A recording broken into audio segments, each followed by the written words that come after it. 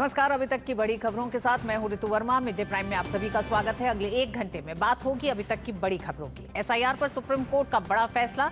SIR पूरी तरह से वैध और चुनाव आयोग को इसका अधिकार है। सुप्रीम कोर्ट ने कहा ये प्रक्रिया चलती रहेगी, साथ ही चुनाव आयोग की सभी शक्तियां बरकरार रहेंगी। और क्या कहा सुप्रीम कोर्ट ने, बताएंगे आपको। साथ ही होगी बात कर्नाटक में कांग्रेस की खींचतान पर। देश में गर्मी ने बढ़ाया तापमान। प्रधानमंत्री मोदी ने नागरिकों से की सावधानी बरतने की अपील।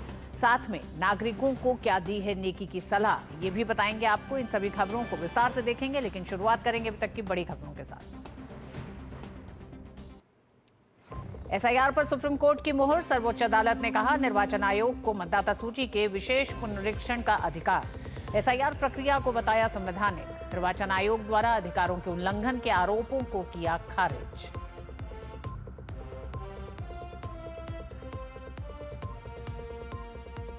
भीषण गर्मी में सतर्कता ही बचाव। प्रधानमंत्री मोदी ने देशवासियों से की सावधानी बरतने की अपील। लू से बचने के लिए दिए खास सुझाव। अपनी और अपनों की करें देखभाल। तपती गर्मी में बेजुबान पशु पक्षियों का भी रखें ख्याल।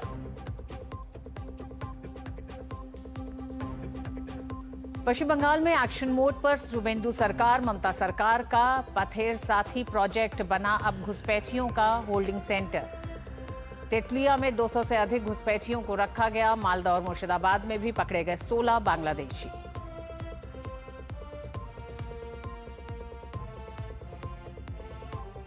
केरलम के पूर्व मुख्यमंत्री पिनाराई विजयन के घर और कई परिसरों पर ईडी की छापेमारी। विजयन की बेटी वीणा की कंपनी पर मनी लॉन्ड्रिंग का आरोप। सीएमआरएल का एक्सोलॉजिक सॉल्यूशंस को 1.72 करोड़ के भुगतान से जुड़ा है मामला।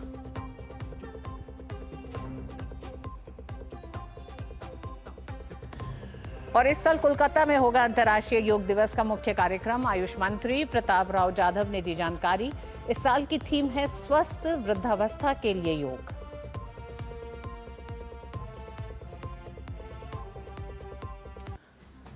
और शुरुआत करेंगे अभी तक की बड़ी खबर के साथ। भारतीय निर्वाचन आयोग के विशेष गहन पुनरीक्षण यानी एसआईआर अभियान को लेकर सुप्रीम कोर्ट ने बड़ा फैसला सुनाया है।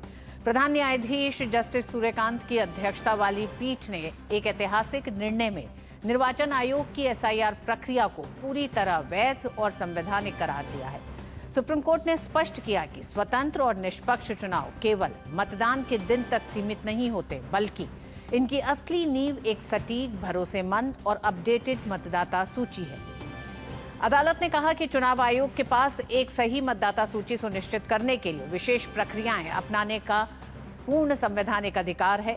कोर्ट ने टिप्पणी की कि एसआईआर को केवल इसलिए गैरकानूनी नहीं माना जा सकता क्योंकि ये सामान्य सत्यापन प्रक्रिया से थोड़ी भिन्न है। अदालत ने उन दावों को भी खारिज कर दिया जिनमें एसआईआर की तुलना एनआरसी से की जा रही थी।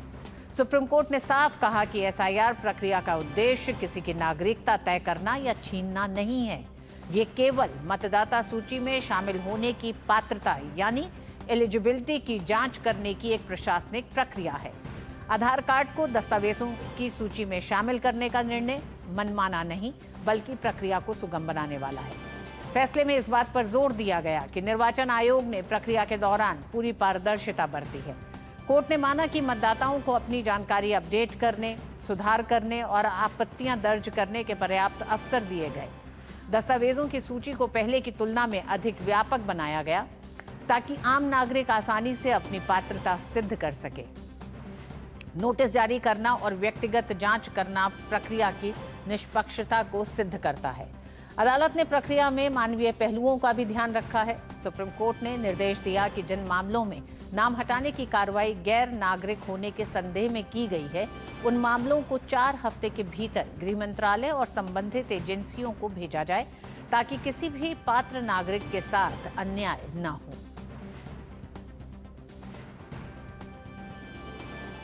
सुप्रीम कोर्ट ने एसआईआर की वैधता और संवैधानिकता को लेकर अहम फैसला सुनाया है। इसी मामले में याचिकाकर्ता और वकील अश्विनी उपाध्याय ने कहा कि सुप्रीम कोर्ट ने हमारी दलील और चुनाव आयोग की दलील दोनों को स्वीकार कर लिया।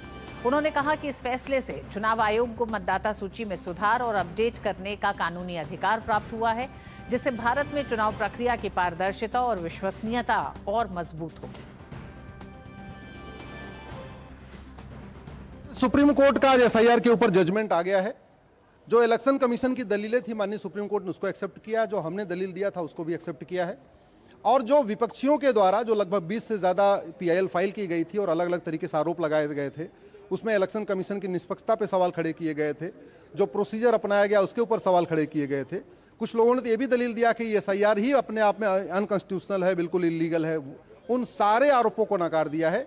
माननीय सुप्रीम कोर्ट ने कहा एसआईआर बिल्कुल संविधान के अनुरूप है, रिप्रेजेंटेशन ऑफ पीपल एक्ट के अनुरूप है, कंडक्ट ऑफ इलेक्शन रूल के अनुरूप है और एसआईआर बिल्कुल आवश्यक है। फ्री एंड फेयर इलेक्शन के लिए ज़रूरी है कि कोई भी गलत व्यक्ति का नाम वोटर लिस्ट में नहीं होना चाहिए।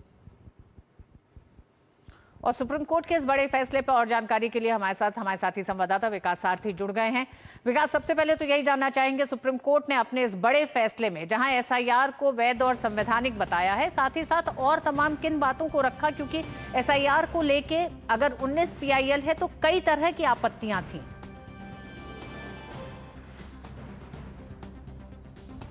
तो एक किसी भी एक्टिविटी को या किसी भी प्रक्रिया को जब चुनौती दी जाती है तो कोर्ट ये देखता है कि इसके पीछे उद्देश्य क्या है, और दूसरा सिद्धांत देखता है प्रोपोर्शनैलिटी, यानी अगर किसी को कुछ इनकन्वीनियंस हो भी रहा है तो जो आखिरी उद्देश्य है वो कितना महत्वपूर्ण है।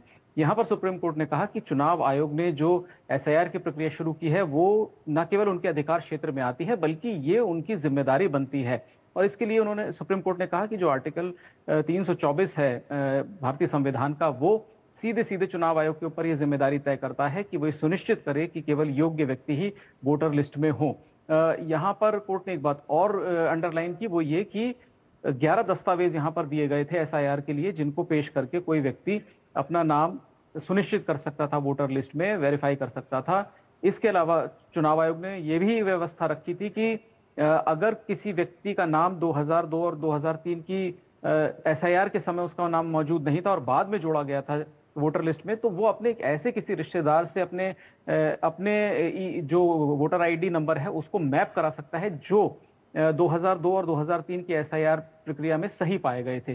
तो तमाम विकल्प मौजूद थे। कोर्ट ने कहा कि बहुत सारे सेफगार्ड्स हैं एसआईआर में, इसीलिए किसी को मनमाने ढंग से तो चुनाव आयोग नहीं हटा सकता, जो पूरी जिस तरह के आरोप लगाए जा रहे हैं आयोग के ऊपर। तो एक तो आनुपातिकता के सिद्धांत के आधार पर कोर्ट ने पाया कि इस तरह की एक्सरसाइज से अगर छोटा मोटा इनकन्वीनियंस किसी को हुआ भी तो वो इतना बड़ा विषय नहीं है कि जिसके चलते पूरी एसआईआर प्रक्रिया को ही गैर कानूनी कह दिया जाए।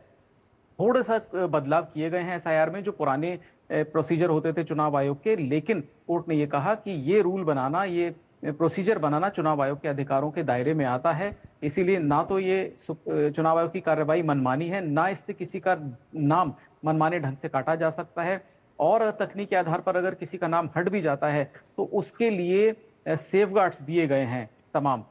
इसके बाद भी, अगर इन सब के बाद भी, सुप्रीम कोर्ट ने ये बात भी कही थी कि अगर इन सब चीजों के बावजूद भी किसी का नाम किसी कारण से, जैसे लॉजिकल डिस्क्रिपेंसी का बंगाल में विषय उठा था, अगर हट गया है तो उसको हमने अपीलेट ट्रिब्यूनल का ऑप्शन दिया था, ये कोर्ट पहले ही दे चुका था। दूसरा, कोर्ट ने भी कहा था कि सबसे वर्स्ट केस में आप ये मान लें कि अगर किसी व्यक्ति का नाम एसआईआर में बाहर कर दिया गया, बंगाल को लेकर खासतौर से कोर्ट की टिप्पणी ये थी, तो इसका मतलब ये नहीं हो जाता कि आप गैर नागरिक घोषित हो गए हैं। आप प्रॉपर दस्तावेजों के साथ दोबारा कोशिश कर सकते हैं, क्योंकि इस बार थोड़ी समय की कमी थी चुनाव आयोग के पास, इसलिए दावों का तेजी से निपटारा किया गया था। अगर आप वैलिड वोटर हैं तो ऐसा नहीं है कि आपको गैर नागरिक घोषित कर दिया जाएगा वोटर लिस्ट में नाम ना होने के कारण। आपको तमाम सेफगार्ड्स दिए गए हैं और इन्हीं सब सिद्धांतों के आधार पर कोर्ट ने आज एसआईआर प्रक्रिया पर अपनी मोहर लगा दी। जी विकास, आप हमारे साथ बने रहिएगा। हमारे साथ डीके दुबे साहब भी जुड़ गए हैं, विधि विशेषज्ञ हैं। सुरेश जोशी राजनीतिक विश्लेषक भी हमारे साथ जुड़ गए हैं। डीके दुबे जी, आप ही से जानना चाहूंगी, आज सुप्रीम कोर्ट के इस फैसले को किस तरह से देखते हैं, क्योंकि लगातार चुनाव आयोग इस बात को बार बार कह रहा था, बिहार की प्रक्रिया से जो बातें शुरू हुई वहां से लेकर पश्चिम बंगाल तक के दौरान भी, चाहे वो उत्तर प्रदेश का मामला भी क्यों ना हो, चुनाव आयोग लगातार कह रहा था ये चुनाव आयोग के अधिकार क्षेत्र में है, लेकिन तमाम लोग सुप्रीम कोर्ट पहुंचे। आज सुप्रीम कोर्ट के इस पूरे फैसले को आप किस तरह से देखते हैं? देखिए, सुप्रीम कोर्ट के इस फैसले में 6 इश्यू सुप्रीम कोर्ट ने बनाए थे जो सुप्रीम कोर्ट के पास आए। पहला इश्यू ये बनाया था, क्या स्टैट्यूटरी अथॉरिटी है चुनाव आयोग के पास। सेक्शन 21(3) ऑफ आरपीए में सुप्रीम कोर्ट ने कहा कि भाई ये तो स्टैट्यूटरी अथॉरिटी पूरी की पूरी वो है, और चुनाव आयोग खुद में एक स्टैट्यूटरी अथॉरिटी है, इसलिए उसकी अथॉरिटी पर सवाल तो नहीं खड़ा किया जा सकता। दूसरा जो सबसे महत्वपूर्ण प्रश्न था वो था कि सिटीजनशिप, क्या प्रिजम्पशन ऑफ सिटीजनशिप, यानी कि वोटर में एक जजमेंट 1995 में आया था लाल बाबू हुसैन, और इसको कोड किया है सुप्रीम कोर्ट ने, क्योंकि दोनों पार्टी इसी को कोड कर रही थी। तो सुप्रीम कोर्ट ने ये कहा कि लाल बाबू हुसैन 1995 में जो कहा गया presumption of citizenship on the basis of electoral roll, कि अगर इलेक्टोरल रोल में किसी का नाम चढ़ा हुआ है तो ये प्रिज्यूम किया जाना चाहिए कि वो भारत का नागरिक है। तो सवाल इसमें जो पैदा हो रहा था कि क्या एसआईआर इलीगली किया जा रहा है, तो सुप्रीम कोर्ट ने कहा कि दोनों उस जजमेंट को आप दूसरे तरह से देख रहे हैं। वो सिटीजनशिप की बात थी, ये केवल वोटर लिस्ट की बात है। वो ये वोटर लिस्ट के मामले में चुनाव आयोग को सिटीजनशिप को वेरीफाई करना या उसको तय करने का राइट नहीं है, लेकिन चूंकि वोट डालने के लिए सिटीजनशिप प्राइमरी कंसर्न है, इसलिए चुनाव आयोग को सिटीजनशिप देखने का अधिकार है। अब इसमें जो बड़ा महत्वपूर्ण प्रश्न जो फंसा हुआ था वो था तीसरा इशू, क्या सिटीजनशिप में पावर शिफ्ट हो रही है, यानी कि बर्डन शिफ्ट हो रहा है। क्योंकि पहले लाल बाबू में ये कहा था सुप्रीम कोर्ट ने कि जिसका नाम इलेक्टोरल रोल में है ये प्रिज्यूम किया जाना चाहिए कि वो सिटीजन है, और अगर कोई कह रहा है कि सिटीजन नहीं है तो फिर ये उसको सिद्ध करना है, यानी कि सरकार को सिद्ध करना है। और अभी चुनाव आयोग ये कह रहा था कि अगर मुझे डाउट है तो तुम सिद्ध करो कि तुम भारत के सिटीजन हो। तो क्या ये बर्डन शिफ्ट हो गया है? सुप्रीम कोर्ट ने इस विषय शिफ्टिंग के विषय में कहा कि नहीं नहीं, ऐसा नहीं है, ये शिफ्टिंग नहीं है, ये केवल क्रॉस वेरिफिकेशन है, और ये सॉफ्ट क्रॉस वेरिफिकेशन है। जबकि लाल बाबू वाले मामले में पुलिस को यह अधिकार था कि वो लोगों को बात करती थी और कहती थी तुम सिटीजन हो कि नहीं हो ये बताओ। यहां पर यह बात सामने आती है कि जो जो जो सिटीजनशिप की बात है वो चुनाव आयोग केवल इसलिए देखना चाहता है कि वो इलेक्टोरल, किसी की सिटीजनशिप तय नहीं कर रहा, ना किसी को बाहर निकालना ना किसी, ये एक सॉफ्ट ड्रिल है जो एडमिनिस्ट्रेटिव है। पहले वाली जो थी वो शक्ति के साथ हो रही थी, ये सॉफ्ट ड्रिल है जो कि उसको करने का अधिकार है। जी। तीसरी बात जो पांचवी बात जो उन्होंने कही कि ये कह रहे थे कि साहब इसमें जो लिस्ट है वो पीडीएफ अपलोड कर दीजिए जो सर्चेबल हो। सुप्रीम कोर्ट ने कहा कि भाई देखो, टेक्नोलॉजी बनाम ह्यूमन ओवरराइड होता है, टेक्नोलॉजी में गड़बड़ हो सकता है, इसलिए जो बीएलओ घर घर जाकर वेरिफिकेशन कर रहे थे ये ह्यूमन ओवरसाइट है, ये ह्यूमन तो करेगा ही करेगा। ऐसा नहीं कि टेक्नोलॉजी पर आंख बंद करके विश्वास किया जा सकता है। छठा इशू जो बनाया था, क्या आधार प्रमाण है कि वो सिटीजन है भारत का, सुप्रीम कोर्ट ने सिरे से डिक्लाइन किया और ये कहा कि आधार केवल रेजिडेंसी का सर्टिफिकेट है, सिटीजनशिप का नहीं है। सिटीजनशिप तय करना गृह मंत्रालय का काम है, और एसआईआर करते समय ये पूरी पावर चुनाव आयोग को है, जबकि पहले ही 2002 और 2003 में सुप्रीम कोर्ट तय कर चुका है। आपको याद होगा ये गुजरात का मामला, जब जिस समय नरेंद्र मोदी जी वहां मुख्यमंत्री हुआ करते थे, तब जेएम लिंगदो अड़ गए थे, तो ये कहा था सुप्रीम कोर्ट ने कि चुनाव आयोग को फेयर फ्री चुनाव करवाने का पूरा अधिकार है, और ये उसका डोमेन है आर्टिकल 324 में कि वो कैसे करता है। अगर कुछ इलीगैलिटी होती तो हमारे पास है, अदरवाइज उनकी पावर को हम चैलेंज नहीं कर सकते। उनके पास स्टैट्यूटरी पावर है, कॉन्स्टिट्यूशनल पावर है। एक सवाल और जो सुप्रीम कोर्ट ने तय किया वो ये तय किया कि क्या राइट टू वोट, क्योंकि ये जो जिन लोगों का एसआईआर में अभी रिव्यू चल रहा था वो ये कह रहे थे कि साहब हमारा वोट नहीं पड़ा, 15 लाख 17 लाख लोग हमारा वोट नहीं पड़ा, इसके आधार पर चुनाव कैंसिल हो जाना चाहिए। सुप्रीम कोर्ट ने कहा कि जो राइट टू वोट है ये कोई फंडामेंटल राइट नहीं है, right to vote statutory right है, और चूंकि पहले ही सुप्रीम कोर्ट ये डिसाइड कर चुका है पहले से कि ये जो स्टैट्यूटरी राइट है इसमें अगर किसी का इलेक्टोरल रोल डिफेक्टिव है तो डिफेक्टिव इलेक्टोरल रोल के आधार पर कोई चुनाव अब वैध या अवैध घोषित नहीं होता। यानी कि अगर डिफेक्ट रह गया है तो वो डिफेक्ट के आधार पर आप ये नहीं कह सकते कि चुनाव जो है वो हम नहीं मानेंगे या फिर चुनाव दोबारा करवा देना चाहिए। कुल मिलाकर सुप्रीम कोर्ट ने ये जो 6-7 इशू थे इनको पुराने जजमेंटों का हवाला देते हुए डिसाइड किया। इसमें एक बड़ा महत्वपूर्ण जजमेंट उन्होंने लगाया पुट्टू स्वामी का, जिसमें ये लोग कह रहे थे कि साहब लिस्ट को ऐसे कर देना चाहिए कि वो पीडीएफ जो है वो सर्चेबल हो। सुप्रीम कोर्ट ने कहा अगर सर्चेबल पीडीएफ परमानेंट डाल दी जाएगी तो ये प्रिविलेज भंग होता है, किसी भी व्यक्ति की प्राइवेसी भंग होती है। क्योंकि पुट्टू स्वामी 9 जजेस की बेंच ऑलरेडी कह चुकी है कि जो सरकार के पास डेटा है वो ओपन नहीं खोला जा सकता, वो डेटा केवल प्रशासनिक सहयोग के लिए इस्तेमाल हो सकता है, सारे जमाने को नहीं खोला जाएगा।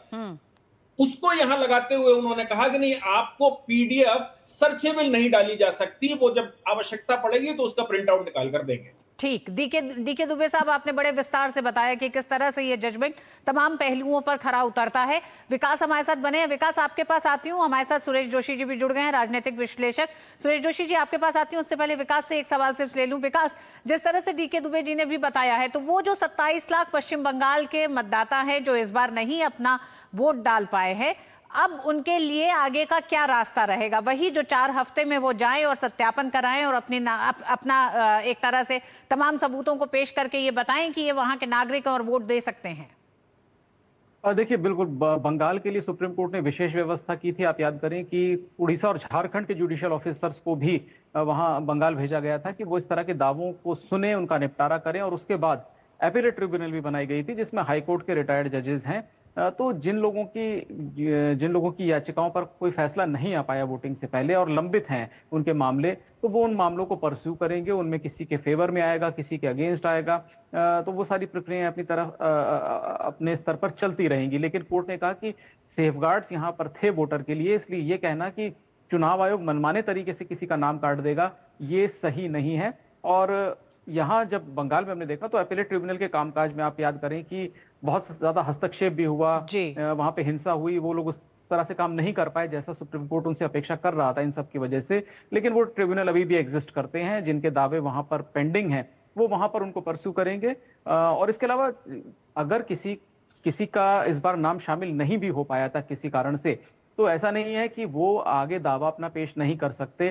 अगर वो उन 11 डॉक्यूमेंट्स में से कोई डॉक्यूमेंट उनके पास है या वो मैपिंग कराने में सफल रहते हैं, तो वो दोबारा वोटर लिस्ट का हिस्सा बन सकते हैं। या वोटर लिस्ट में आने के लिए एक अलग से फॉर्म होता है, उसको भर करके उसके सारे क्राइटेरिया को फुलफिल करके वोटर लिस्ट का वो दोबारा हिस्सा बन सकते हैं। तो नागरिकता के विषय पर चुनाव आयोग ने साफ कहा था कि हम ये नहीं कह रहे हैं कि भारत के नागरिक नहीं है, लेकिन हमारा जो ऑब्जेक्टिव है उसके हिसाब से हम ये तय करेंगे कि इनके पास ये दस्तावेज हैं या नहीं है। नागरिकता तय करना केंद्र सरकार का काम है। हालांकि सुप्रीम कोर्ट ने आज ये भी कहा है कि चुनाव आयोग के पास ऐसे अगर दस्तावेज, ऐसे आंकड़े हैं जहां पर उनको ये लगा कि किसी व्यक्ति के पास कोई भी डॉक्यूमेंट नहीं है और उसकी नागरिकता पर भी उनको किसी तरह का संदेह था, तो ये सारा डेटा केंद्र सरकार को भेजा जाए। इस तरह की डायरेक्शन भी आज के फैसले का एक हिस्सा है। ठीक, सुरेश जोशी जी, एक लंबे समय तक हम देख रहे हैं बिहार चुनाव से लेकर पश्चिम बंगाल के चुनाव तक इस एसआईआर प्रक्रिया को विपक्षी पार्टियों ने एक बड़ा चुनावी मुद्दा भी बनाया। क्या आप मानते हैं कि आज के सुप्रीम कोर्ट के इस विस्तृत फैसले के बाद वो गुंजाइश विपक्ष की खत्म हो गई? क्योंकि जेडीयू का पहला रिएक्शन यही आया कि विपक्ष को देश से माफी मांगनी चाहिए। देखिए, पहली बात तो यह है कि जो भी प्रक्रिया अपनाई गई थी वो संवैधानिक प्रक्रिया थी। ये प्रक्रिया कोई देश में पहली बार नहीं अपनाई गई। इस तरह की प्रक्रियाएं समय समय पर जो है कि एसआईआर की अपनाई जाती रही हैं और आगे भी अपनाई जाती रहेंगी। लेकिन प्रश्न ये खड़ा होता है कि जब भी इस तरह की प्रक्रियाओं का निर्वहन किया जाता है तो पूरे राजनीतिक दलों को, चाहे वो सत्ता पक्ष का हो चाहे विपक्ष का हो, सबको मिल करके इस पर एकजुट होकर के काम करना चाहिए। अगर कोई चीज असंवैधानिक लग रही है तो असंवैधानिक विषय को उनका राइट भी है, उनका अधिकार भी है कि वो माननीय न्यायालय में भी जा सकते हैं, सरकार से भी बात कर सकते हैं। और चुनाव आयोग तो अपने आप में एक निष्पक्ष संस्था है। आज अगर भारतीय जनता पार्टी की सरकार है तो आज भी चुनाव आयोग है, और इससे पहले जो सरकारें थी तब भी चुनाव आयोग था। लेकिन बार बार ये कहना और ये विषय को अंकित करना कि भाई ये जो विषय है ये राजनीति से प्रेरित है, ये पूर्ण रूप से मैं इसको गलत मानता हूँ। इसलिए गलत मानता हूँ क्योंकि उसमें सारी व्यवस्थाएं जो संविधान निहित व्यवस्थाएं हैं, जैसे कानूनविद हमारे पास बैठे हैं, वो पूरा डिटेल से आपको आज के फैसले के बारे में भी अवगत करा रहे हैं। तो जो भी कानून संगत जो विषय थे उन सबको अपनाया गया। और सबसे बड़ी बात तो क्या थी कि टाइमिंग, आप देखिए कि 3-3, 4-4 महीने की टाइमिंग भी दी गई। बीएलओ से लेकर के जो उसके उच्चाधिकारी थे आरओ तक, उनको उसमें इन्वॉल्व किया गया। अगर कोई भी किसी तरह के प्रोविजन में गलती होती है तो यानी उनको भी, देखो उस पक्ष को भी जो गलती करेगा उसको भी सजा का प्रोविजन उसमें रखा गया।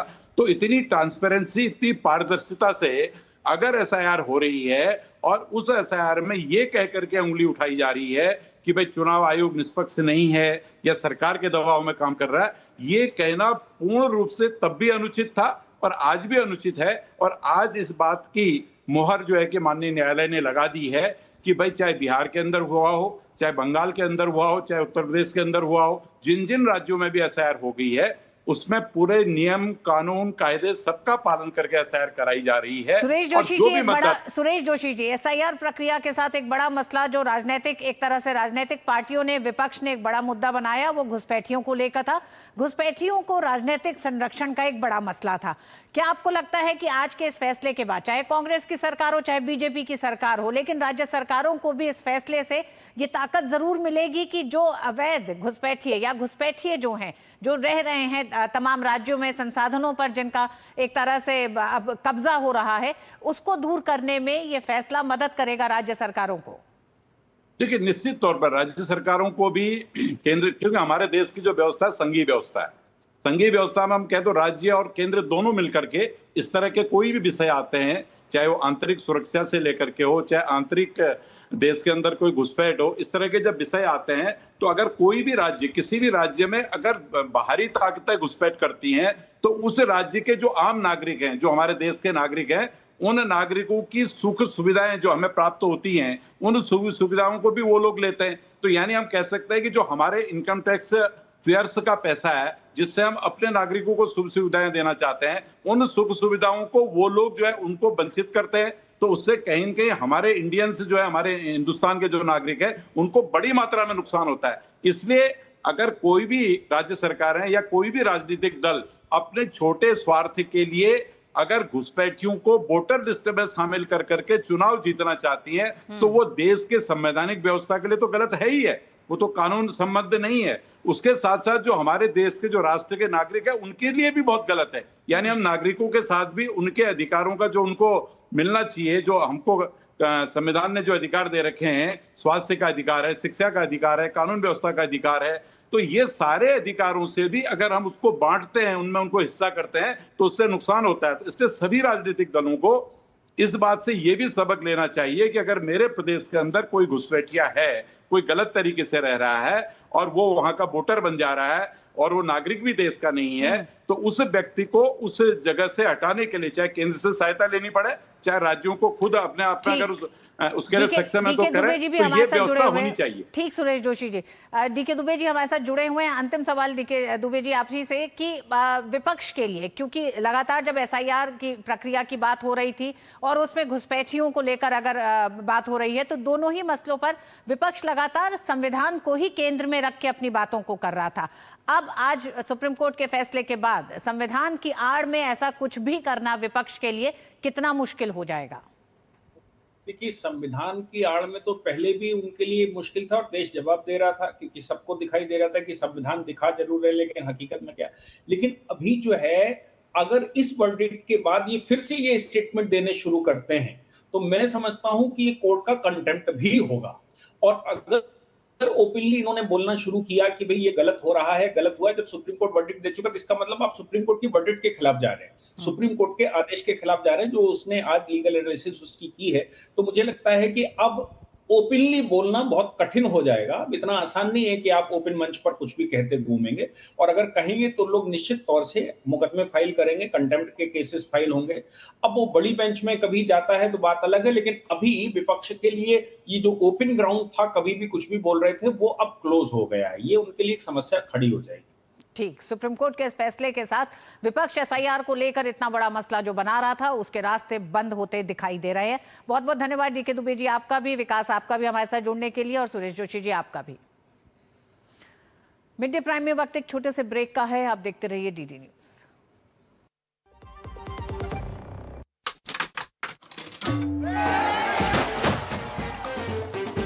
बस 2,000 इधर स्कोर करेगा तो इतना सा इनाम जीतेगा, और पैसा बाजार पर क्रेडिट स्कोर देखेगा तो 1 लाख तक जीतेगा। पैसा बाजार क्रेडिट प्रीमियर, क्रेडिट स्कोर देखो और 1 लाख तक जीतो। भीषण गर्मी और लू की चपेट में पूरा उत्तर और मध्य और पश्चिम भारत आ गया है। राजधानी दिल्ली समेत कई राज्यों में पारा लगातार नए रिकॉर्ड बना रहा है। मौसम विभाग ने कई इलाकों में हीट वेव का अलर्ट जारी किया है। वहीं प्रधानमंत्री नरेंद्र मोदी ने भी लोगों से सावधानी बरतने और ज्यादा से ज्यादा हाइड्रेट रहने की अपील की है। बढ़ती गर्मी के बीच सरकारें अलर्ट मोड पे हैं। देखिए हमारी ये खास रिपोर्ट। आग बरस रही है और जमीन तप रही है। उत्तर भारत से लेकर मध्य और पश्चिम भारत तक सूरज आग उगल रहा है। दिल्ली, यूपी, राजस्थान और महाराष्ट्र, तेलंगाना समेत कई राज्यों में लू ने लोगों का जीना मुहाल कर दिया है। कई राज्यों में तापमान 45 डिग्री सेल्सियस के पार पहुंच गया है, जिससे रोजमर्रा की जिंदगी प्रभावित हो रही है। ऐसे में केंद्र और राज्य सरकारें लगातार स्वास्थ्य संबंधी एडवाइजरी जारी कर रही हैं। हालात की गंभीरता को देखते हुए प्रधानमंत्री नरेंद्र मोदी ने भी देशवासियों से सतर्क रहने की अपील की है। पीएम ने अपने सोशल मीडिया प्लेटफॉर्म एक्स पर गर्मी से बचाव के उपाय और प्रियजनों के साथ-साथ पशु पक्षियों का खास ख्याल रखने की सलाह देते हुए लिखा कि देश के अलग-अलग हिस्सों में तापमान लगातार बढ़ रहा है और इसके साथ ही दैनिक जीवन में गर्मी से होने वाली कई कठिनाइयां भी बढ़ रही हैं। कृपया स्वयं को हाइड्रेट रखें, घर से बाहर निकलते समय पानी साथ रखें। ऐसे मौसम में आपकी संवेदनशीलता भी बहुत बड़ा सहारा बन जाती है। यदि संभव हो तो किसी प्यासे व्यक्ति को एक गिलास पानी अवश्य दें। मैं ऐसे लोगों की सराहना भी करूंगा जो अपने घरों के और दुकानों के बाहर मटके में जल रखते हैं ताकि कोई भी उनसे पानी पी सके। पीएम ने आगे लिखा कि जब भी संभव हो अपने माता पिता, दादा दादी, नाना नानी और अन्य प्रियजनों को फोन कर उनका हालचाल अवश्य पूछें। उन्हें पर्याप्त पानी पीने, दोपहर की तेज धूप में बाहर न निकलने और जितना हो सके आराम करने की सलाह दें। पीएम ने आगे सलाह दी कि इस प्रचंड गर्मी में हमें अपने आसपास के पशु पक्षियों को भी नहीं भूलना चाहिए। अपने घर, बैल्कनी, छत, दुकान या ऑफिस के बाहर पानी से भरा एक छोटा सा बर्तन रखना भी किसी प्यासे पक्षी के लिए जीवन दान बन सकता है। आइए इन कठिन दिनों में पूरी संवेदनशीलता और करुणा के साथ एक दूसरे का ध्यान रखें। वहीं मौसम विभाग ने दिल्ली के कुछ हिस्सों में लू चलने का येलो अलर्ट जारी किया है। दिल्ली में अधिकतम तापमान 43 से 45 डिग्री सेल्सियस के बीच रहने की संभावना है। विभाग ने आज महाराष्ट्र के अमरावती, वर्धा और चंद्रपुर जिलों के लिए लू का रेड अलर्ट जारी किया है। नागपुर, गढ़चिरौली और अकोला जिलों के लिए ऑरेंज अलर्ट जारी किया गया है। नागपुर में कल 45 डिग्री सेल्सियस तक तापमान दर्ज किया गया। वहीं अगले 2 से 3 दिनों तक हरियाणा, चंडीगढ़, पंजाब, राजस्थान, छत्तीसगढ़, तटीय आंध्र प्रदेश, हिमाचल प्रदेश, जम्मू और कश्मीर, लद्दाख, झारखंड, ओडिशा, तेलंगाना और उत्तराखंड में भी भीषण गर्मी की आशंका है।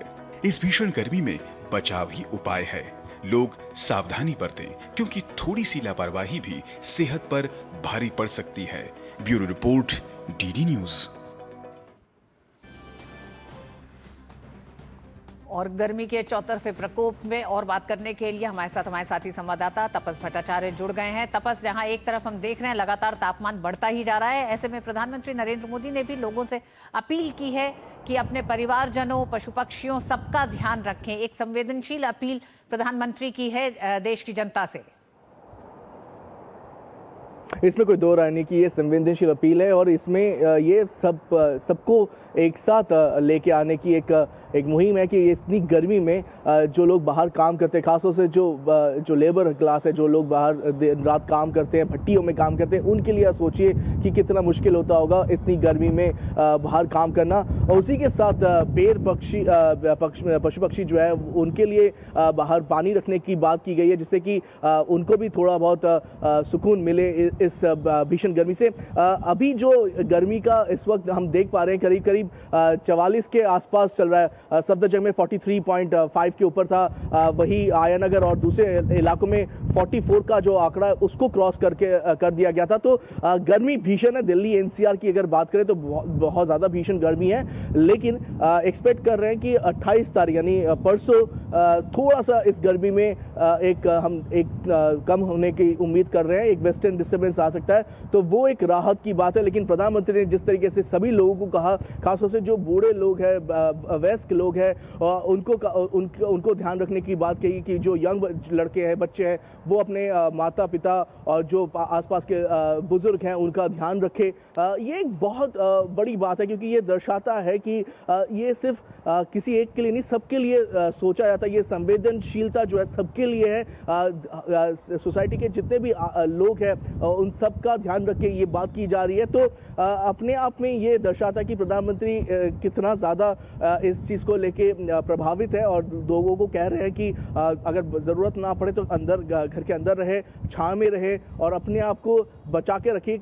जैसे आपने कहा, आपके रिपोर्ट में भी था कि रेड अलर्ट और ऑरेंज अलर्ट बहुत सी जगहों पे है, तो ऐसी जगहों में खास तौर से लोगों को घर के अंदर रहना चाहिए, ज़्यादा से ज़्यादा छाया में रहना चाहिए। और सबसे अहम चीज़ है कि जो एडवाइजरी आ रही है कि बॉडी को हाइड्रेट रखे, यानी पानी पीते रहे, कुछ पेयजल जो है वो पीते रहे, जिससे कि शरीर में पानी की कमी बिल्कुल ना हो। तो ये बहुत अहम चीज़ हो जाती है। तापस, मौसम विभाग का कहना है कि 29 से 31 के बीच में उत्तर भारत के कुछ राज्यों को हल्की राहत मिल सकती है। इस पर क्या अपडेट है और ये राहत ये राहत क्या मतलब ये आगे बढ़ेगी या बस ये 2 ही 3 दिन की राहत होगी? देखिए, हम सब चाहेंगे कि ये राहत लंबे समय तक रहे, लेकिन वेस्टर्न डिस्टर्बेंस है, ये 1-2 दिन का ही मेहमान होता है। तो एक्सपेक्ट करें 28 के बाद 1-2 दिन थोड़ी सी गिरावट होगी। मैं ये नहीं कह रहा हूँ कि बहुत ज़्यादा गिरावट आएगी। अभी जैसे मैंने कहा कि करीब 44 डिग्री के आसपास टेम्परेचर चल रहा है दिल्ली NCR में। शायद उसमें 1 या 2 डिग्री का ही फ़र्क देखने को मिलेगा, लेकिन हवा तेज़ चलेगी और एक्सपेक्ट करें कि वो 1-2 दिन जो है थोड़ा, खासतौर से जो रात में जो हीट नाइट जो कंडीशन होती है, गर्मी की कंडीशन ज़्यादा होती है, उसमें एक कमी देखने को ज़्यादा मिलेगी। दिन का तापमान शायद 1-2 डिग्री से ज़्यादा कम नहीं होगा, तो उसमें भी ध्यान रखना ज़रूरी है कि ज़्यादा ये ना हो कि हल्की सी बारिश हुई और आपको लगा कि शायद कम हो गया गर्मी और बाहर निकल पड़े और आपको लू के थप्पड़ों का सामना करना पड़ा। बहुत बहुत धन्यवाद तापस इस पूरी जानकारी के लिए। बढ़ती गर्मी पर और लगातार जिस तरह से टेम्परेचर बढ़ रहा है उत्तर भारत और मध्य भारत में, उस पर अपडेट के लिए। तो आप देख रहे थे लगातार उत्तर भारत और मध्य भारत में भीषण गर्मी का प्रकोप है। ऐसे में प्रधानमंत्री नरेंद्र मोदी ने भी एक अपील की है जनता से, जहां अपने स्वास्थ्य का ध्यान रखने के लिए कम से कम बाहर निकले। वो तमाम हिदायतों के साथ एक संवेदनशीलता के साथ आम जन की सेवा का भी एक तरह से एक अपील उन्होंने की। उन्होंने कहा कि बेजुबान पशु पक्षियों के लिए भी अपनी संवेदनशीलता को बढ़ाएं और अपने घर के बाहर उनके लिए पीने के एक तरह से किसी बर्तन में, मिट्टी के बर्तन में पानी ज़रूर रखें, जिससे कि उनकी भी प्यास बुझ सके। इस मौसम में और इस भीषण गर्मी के मौसम में एक दूसरे की मदद करते हुए इस कठिन वक्त को काटने की एक तरह से एक अपील प्रधानमंत्री नरेंद्र मोदी ने की है। और कर्नाटक कांग्रेस में उथल पुथल की खबरें लगातार सामने आ रही हैं। प्रदेश के मुख्यमंत्री और उप मुख्यमंत्री दोनों को कांग्रेस आलाकमान ने दिल्ली तलब किया है। माना जा रहा है कि दिल्ली में कांग्रेस आलाकमान प्रदेश में चल रही गुटबाजी को बैलेंस करने की कोशिश में जुटे हैं। कर्नाटक में DK शिव कुमार का गुट उन्हें मुख्यमंत्री बनाने की कई बार मांग कर चुका है और इसके पीछे कथित 2.5 साल CM बनने का फॉर्मूला बताया जाता है। हालांकि आलाकमान की तरफ से फिलहाल नेतृत्व बदलने के कोई संकेत नहीं लिए गए हैं। अटकलें हैं कि पार्टी CM सिद्धारमैया को राज्यसभा भेज सकती है, लेकिन इसकी पुष्टि नहीं की गई है। ये भी खबरें हैं कि प्रदेश में नेतृत्व सिद्धारमैया के पास ही रह सकता है, जबकि कैबिनेट में बड़ा फेरबदल किया जा सकता है। सूत्रों की माने तो दिल्ली में सिद्धारमैया और DK शिव कुमार ने राहुल गांधी के साथ बैठक की। हालांकि पार्टी का कहना है कि ये बैठक राज्यसभा और विधान परिषद चुनावों पर मंथन के लिए हुई।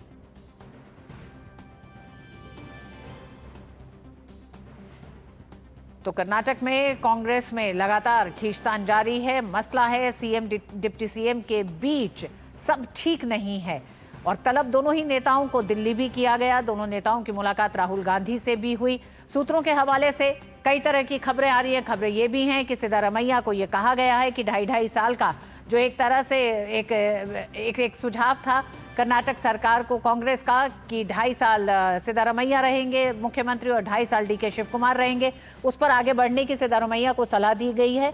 हालांकि इसकी कोई अभी पुख्ता आधिकारिक जानकारी नहीं है। बेंगलुरु से ज्योति दफेदार हमारे साथ जुड़ गई हैं। ज्योति, कांग्रेस के लिए मुश्किल है क्योंकि कल की मुलाकात के बाद ये कहा गया कि सिद्धारमैया से इस तरह की बात हुई है कि वो राज्यसभा का रुख करें और डीके शिव कुमार को कमान सौंपी जाए।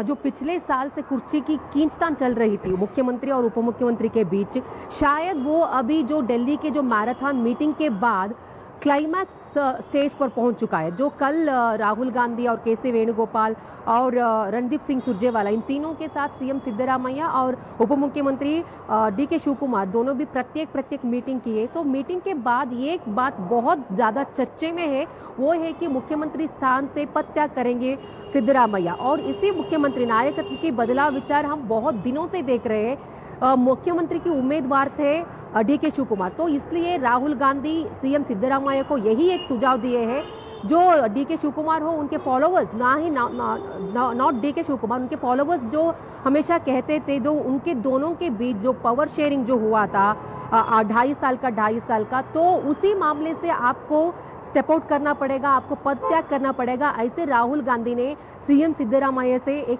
उनको एक सुझाव दिए, ऐसे बात सुनने में आ रहा है सूत्रों के मुताबिक। और एक बात है कि यहाँ पे जो सिद्धरामैया जी अगर सीएम पद त्याग करेंगे तो उन्हें एक राज्यसभा स्थान की एक ऑफर भी दे चुके हैं हाईकमांड, क्योंकि कर्नाटका में 4 राज्यसभा स्थान जो खाली है, तो ये एक राज्यसभा स्थान सिद्धरामैया को दे दिए जाएंगे। लेकिन ये भी बात है कि सब कुछ सूत्रों के मुताबिक है, ये भी बात है कि सिद्धरामैया उन्होंने कहा है कि जो राज्यसभा की स्थान मुझे नहीं चाहिए, मैं जो स्टेट पॉलिटिक्स में ही रहूंगा, यहाँ की राज्य की राजनीति में ही रहूंगा। तो बहुत ऐसे मामले हैं, आज हम उनके ही इंतजार कर रहे थे। हालांकि उप मुख्यमंत्री डीके शिव कुमार अभी दिल्ली में है, वो कल सुबह यहाँ पे रवाना होंगे। तो कल बहुत महत्वपूर्ण एक डेवलपमेंट है, मुख्यमंत्री सिद्धरामैया की उनके निवास पे, कावेरी निवास पे कल उपहार है। सो उस मीटिंग में बहुत ऐसे इसी विचार की चर्चा होगी। उसी ब्रेकफास्ट मीटिंग में उप मुख्यमंत्री डीके शिव कुमार भी भागीदारी लेंगे। और सूत्रों के मुताबिक ये भी सुनने में आए हैं कि जो ब्रेकफास्ट मीटिंग के बाद सिद्धरामैया और उनके जो सपोर्टर्स है वो लोक भवन जाएंगे, वहां पे उनका इस्तीफा देंगे। उसके बाद शुक्रवार सीएलपी मीटिंग होगी। तो उस सीएलपी मीटिंग में सीएम की एक इस्तीफा के बाद सीएलपी नायक कौन बनेगा, इस विचार पे वहां पे चर्चा होगी। तो यहाँ पे जो राजनीतिक चर्चा जो हो रही है, तो ऑब्वियसली जो लीडरशिप की जो नायकत्व की बदले की बात है, डीके शिव कुमार बहुत वफादार है कांग्रेस की पक्ष के तरफ। तो उनको यही, हालांकि अभी तक आलाकमान ने नहीं बताया कि कौन मुख्यमंत्री बनेंगे, लेकिन सूत्रों के मुताबिक यही है कि ज्योति 3 साल पहले सीएम की उम्मीदवार है। ज्योति 3 साल पहले कर्नाटक का चुनाव जीतने के बाद कांग्रेस को जो फॉर्मूला बहुत आसान लग रहा था 2.5 साल का डीके शिव कुमार और सिद्धरामैया के बीच में, क्या आपको लगता है कि 3 साल के बाद आज अब उस पे चुनाव करना कांग्रेस के लिए एक बड़ा संकट हो गया है, क्योंकि अब चुनाव नजदीक आ रहे हैं और दोनों में से किसी एक नेता को पद से दूर रखना कांग्रेस को भारी पड़ सकता है? ऑब्वियसली जैसे आपने कहा, तो 3 साल से पहले क्योंकि वो जीत चुके थे तो अधिकार हासिल करना था। उस वक्त जो कांग्रेस आलाकमान ने एक रेमेडी दी थी उन दोनों के बीच में, वो 2.5 साल की पावर एग्रीमेंट, उस वक्त शायद उनको लगा था कि मुख्यमंत्री सिद्धरामैया जो है बहुत इजी तरीके से वो पद छोड़ेंगे। लेकिन यहाँ पे जो हो रहा है, नवंबर 2025 उस वक्त 2.5 साल का ये सरकार की अवधि खत्म हुआ था, उस वक्त से लेकर अभी तक भी दोनों के बीच खींचतान चल रहा है। मुख्यमंत्री कह रहे हैं कि मैं नहीं छोड़ूंगा, यहाँ पे उप मुख्यमंत्री डीके शिव कुमार भी कह रहे हैं कि मैं नहीं छोड़ूंगा। हालांकि दोनों भी किसी भी मीडिया के सामने हो, किसी के सामने ये बात नहीं कर रहे थे, जो भी आलाकमान कहते हैं उसी के मुताबिक हम चलेंगे। लेकिन ये जो है अभी इतने दिन तक इतना चल रहा था। ज्योति, बहुत बहुत धन्यवाद इस पूरी बात के लिए। और हम सीधे रुख करेंगे भारतीय जनता पार्टी के प्रवक्ता सुधांशु त्रिवेदी इस समय प्रेस कॉन्फ्रेंस को संबोधित कर रहे हैं। चुनावों में राजनीतिक दृष्टि से करारी हार मिलने के बाद अनाप शनाप अनर्गल बयानों को देने के बाद भी जनता के द्वारा किसी भी प्रकार का जन समर्थन न प्राप्त करने के बाद आज सर्वोच्च न्यायालय ने एसआईआर स्पेशल इंटेंसिव रिवीजन यानी विशेष गहन पुनरीक्षण की प्रक्रिया को पूर्णतः संविधान सम्मत सिद्ध कर दिया है, स्वीकार कर दिया है। मुझे लगता है कि राजनीतिक पराजय के बाद और देश में अराजकता अव्यवस्था उत्पन्न करने की नैतिक पराजय के बाद अब यह विपक्ष और विशेषकर कांग्रेस पार्टी की संवैधानिक धरातल पर भी यह पराजय हुई है। अर्थात हम स्पष्ट रूप से कह सकते हैं कि लोकतंत्र की समस्त संस्थाओं को अपनी अकर्मण्यता को ढकने के लिए, अपनी राजनैतिक अक्षमता को ढकने के लिए आरोपित करने, लांछित करने के सभी कुप्रयास आज सर्वोच्च न्यायालय के धरातल पर निष्फल और निष्प्रभावी सिद्ध हुए हैं। इसलिए यह कांग्रेस की एक पूर्ण पराजय है जो नैतिक, राजनैतिक और संवैधानिक तीनों आयामों पर कांग्रेस और विपक्ष ध्वस्त हो गया है।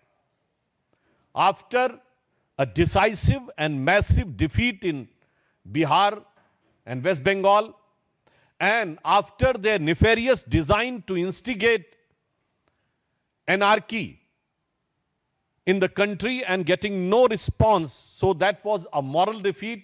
Now on the floor of the Supreme Court, there is a complete rejection by Supreme Court on their plea on SIR. Now this can be termed as the constitutional defeat. So I can say that after this judgment of Supreme Court, the complete defeat of opposition, Congress party in particular, and Mr. Rahul Gandhi in particular has been summarized as PCM, political, constitutional and moral defeat. सबसे पहले हम संवैधानिक दृष्टि से कहेंगे तो बहुत स्पष्ट रूप से न्यायालय ने यह कहा है कि SIR exercise is not in conflict with the Representation of People's Act and 1960 rules, and it doesn't detract from the constitutional imperative of free and fair election. न्यायालय ने और भी आगे स्पष्ट रूप से कहा है कि SIR के माध्यम से जिस उद्देश्य को प्राप्त करने की कोशिश की जा रही थी उसका स्वतंत्र और निष्पक्ष चुनाव सुनिश्चित करने के संवैधानिक लक्ष्य के साथ सीधा संबंध है। इसका मतलब फ्री एंड फेयर इलेक्शंस को इंश्योर करने के लिए it was very much required. तो जो उनका मूल आधार था वह पूरी तरीके से ध्वस्त हो गया। कोर्ट ने आगे यह भी कहा है कि चुनाव आयोग द्वारा दर्ज किए गए कारण जिनमें पिछले गहन पुनरीक्षण के बाद 4 दशकों से अधिक का समय बीता है, पिछले कुछ वर्षों में बड़े पैमानों पर नाम जोड़े गए और हटाए गए, जिसमें उन्होंने कहा कि अर्बनाइजेशन हुआ, शिफ्टिंग हुई, डुप्लीकेशन हुआ, लोगों का आना हुआ, परंतु उसके बाद भी यह प्रक्रिया अत्यंत आवश्यक थी। अतः सर्वोच्च न्यायालय ने इसको संविधान सम्मत माना है और चुनाव आयोग के अधिकार के अंतर्गत माना है और निष्पक्ष और पारदर्शी चुनाव की प्रक्रिया के लिए आवश्यक माना है। तो हम यह कह सकते हैं कि इंडी गठबंधन जो सनातन धर्म विध्वंसक और घुसपैठिया संरक्षक है, उसका वास्तविक चरित्र आज उठकर सामने आ गया है। On the political ground I would like to ask, ये लोग क्या आपको कोई मेहनत करते हुए दिखाई पड़ते हैं? गृह मंत्री अमित शाह जी ने कहा कि मैं 25 दिन लगातार बंगाल में रहूंगा। राहुल गांधी जी कहां थे बंगाल में? चलिए आप कह सकते हैं कि बंगाल में हम बहुत मेन क्लेमेंट नहीं थे, तो असम में तो आप मुख्य विपक्षी दल थे। कितने दिन रहे विपक्ष में वहां असम में जाकर? उसकी बजाय कहीं कार निकोबार में घूम रहे थे, कहीं वियतनाम में घूम रहे थे। मैं पूछना चाहता हूं यह बात नैतिक और राजनीतिक आधार पे हमारे सभी प्रमुख नेता, हमारे पूर्व राष्ट्रीय अध्यक्ष नड्डा जी, वर्तमान राष्ट्रीय अध्यक्ष नितिन नवीन जी, इसके अतिरिक्त अमित शाह जी, इसके अतिरिक्त रक्षा मंत्री राजनाथ सिंह जी, तमाम लोगों की आपने वो बैठकें देखी होंगी, वो सम्मेलन देखे होंगे, जो शक्ति केंद्र और बूथ लेवल कार्यकर्ताओं के कार्यक्रम आपने देखे, मंडल अध्यक्ष स्तर लोगों के कार्यक्रम देखे। कांग्रेस में कितनी बार आपने बूथ लेवल कार्यकर्ताओं के सम्मेलन देखे, कितनी बार मंडल अध्यक्ष के सम्मेलन देखे। अर्थात काम कुछ नहीं करना, चुनाव के समय भी मन लगाकर कोई काम नहीं करना, फिर बाहर से जाकर कुछ बातें अनाप शनाप बोल देना और फिर यह सोचना कि उनको चुनाव जीत लिया जाएगा। मुझे लगता है देश की जनता यह समझ रही है। और इसका एक और खतरनाक अर्थ भी है। यह विषय सिर्फ यह नहीं है कि एसआईआर पे आरोप निराधार सिद्ध हुआ, विषय उससे ज्यादा गंभीर है।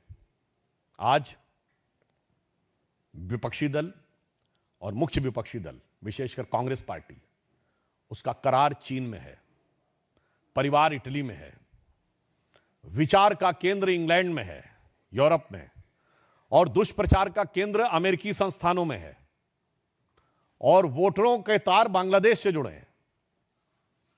मैं पुनः यह कह रहा हूं, करार के तार चीन से जुड़े हैं, विचारों के तार यूरोप से जुड़े हैं, दुष्प्रचार के तार अमेरिका से जुड़े हैं, परिवार के तार इटली से जुड़े हैं, और वोटरों के तार बांग्लादेश से जुड़े हैं।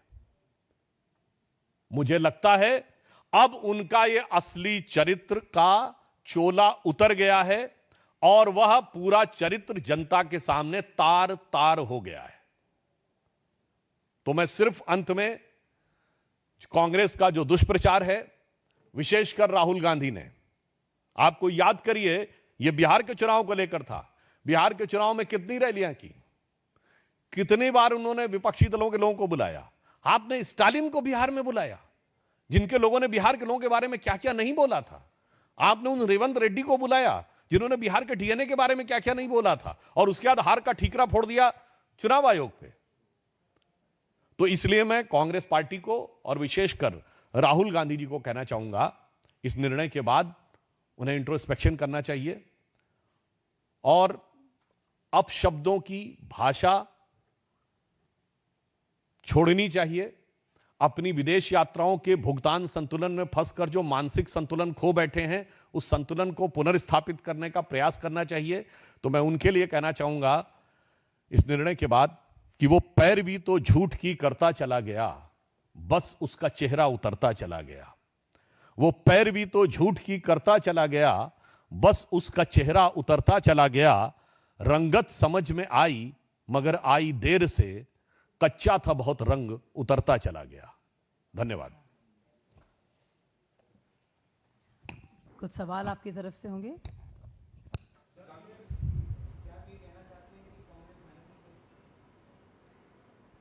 एसआईआर पर सुप्रीम कोर्ट के बड़े फैसले के बाद भारतीय जनता पार्टी एक बार फिर विपक्ष पर हमलावर है।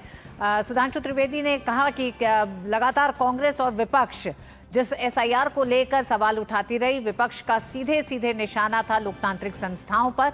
आज सुप्रीम कोर्ट के फैसले के साथ विपक्ष के इस लोकतांत्रिक संस्थाओं पर सवाल उठाने का जो पूरी मंशा है वो बेपर्दा हो चुकी है। अब आइए बात करते हैं अब केरल की। केरल में प्रवर्तन निदेशालय ने मनी लॉन्ड्रिंग मामले में बड़ा एक्शन लेते हुए पूर्व मुख्यमंत्री पिनराई विजयन और उनसे जुड़े अन्य लोगों के ठिकानों पर छापेमारी की है। धनशोधन निवारण अधिनियम यानी पीएमएलए के प्रावधानों के तहत राज्य में कुल 10 जगहों पर तलाशी ली जा रही है। ईडी की ये छापेमारी Cochin minerals and rutile limited यानी CMRL मामले से जुड़ी हुई है। केरल के पूर्व मुख्यमंत्री की बेटी वीणा भी इस मामले की जांच के दायरे में है। आरोप है कि निजी कंपनी कोचीन मिनरल्स लिमिटेड ने 2018 से 2019 के बीच विजयन की बेटी टी वीणा की कंपनी एक्सोलॉजिक सॉल्यूशंस को 1.72 करोड़ रुपए का अवैध भुगतान किया, जबकि इस IT कंपनी ने CMRL को कोई सेवा प्रदान नहीं की थी।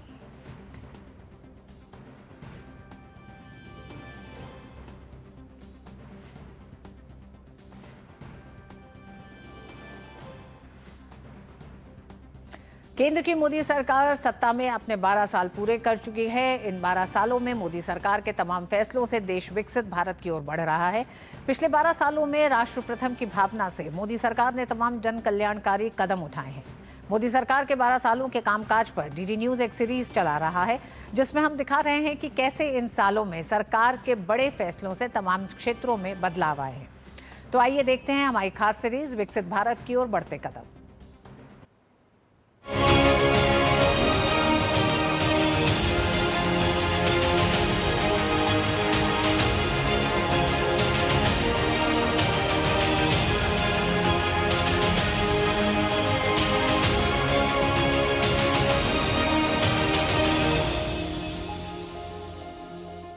पर्यावरणीय खतरे आज पूरी दुनिया के लिए चिंता का विषय बने हुए हैं। ऐसे में मोदी सरकार ने 12 वर्षों में पर्यावरण संरक्षण और स्वच्छ ऊर्जा को लेकर कई बड़े फैसले लिए हैं।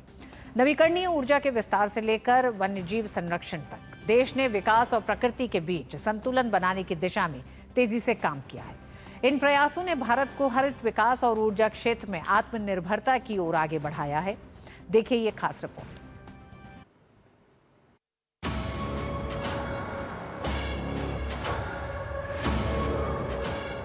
जलवायु परिवर्तन और उससे जुड़े तमाम खतरे आज किसी भी देश के लिए सबसे बड़ी चुनौती है और भारत भी इस गंभीर चुनौती से जूझ रहा है।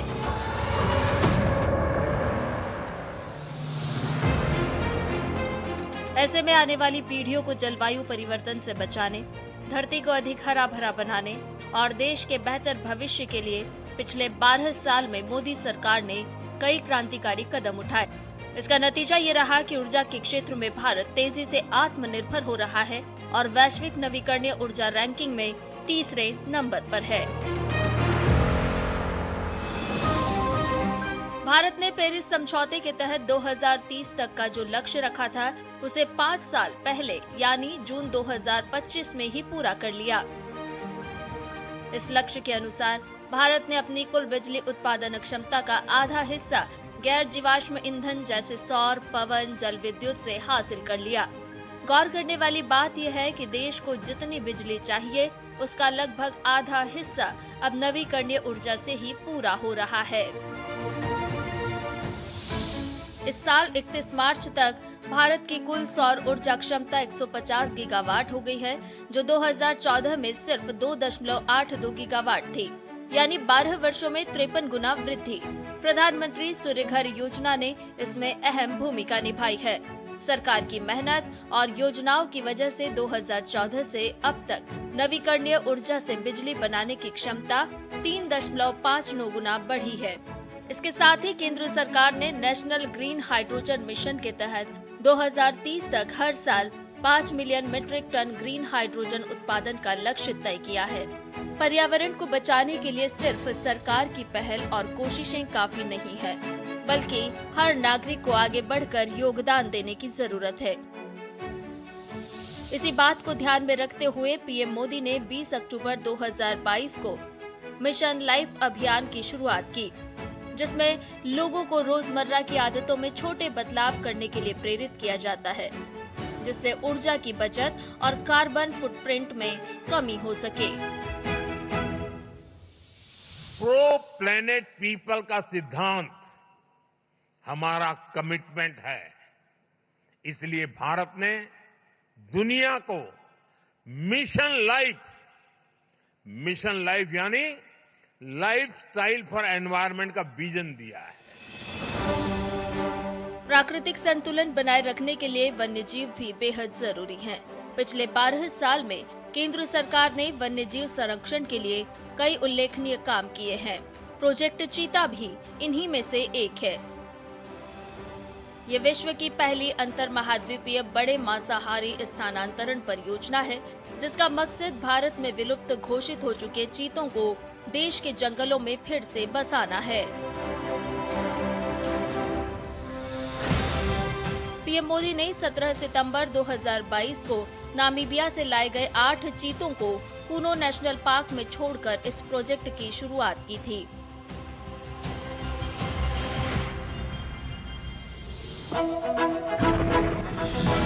पिछले एक दशक में प्रोजेक्ट टाइगर पर भी सरकार का फोकस रहा। 2014 में 46 बाघ अभयारण्य थे, जो 2025 तक बढ़कर 58 हो गए हैं और लगभग 85,000 वर्ग किलोमीटर क्षेत्र तक फैले हैं। यही वजह है कि 2014 में देश में बाघों की संख्या 2226 थी, जो 2023 में बढ़कर 3682 हो गई है। इसी के साथ भारत ने दुनिया की 70% से अधिक जंगली बाघों की आबादी का घर होने का गौरव भी हासिल किया।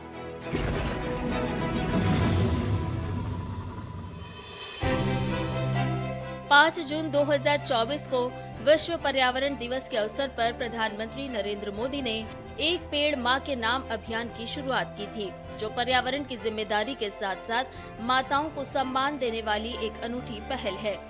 31 दिसंबर 2025 तक इस अभियान के जरिए कुल 262.4 करोड़ पौधे लगाए गए हैं। पिछले 12 सालों में उठाए गए सरकार के इन कदमों से देश की ऊर्जा शक्ति मजबूत हुई है और आने वाली पीढ़ियों के लिए एक साफ सुथरा और सुरक्षित भविष्य का रास्ता भी खुला है।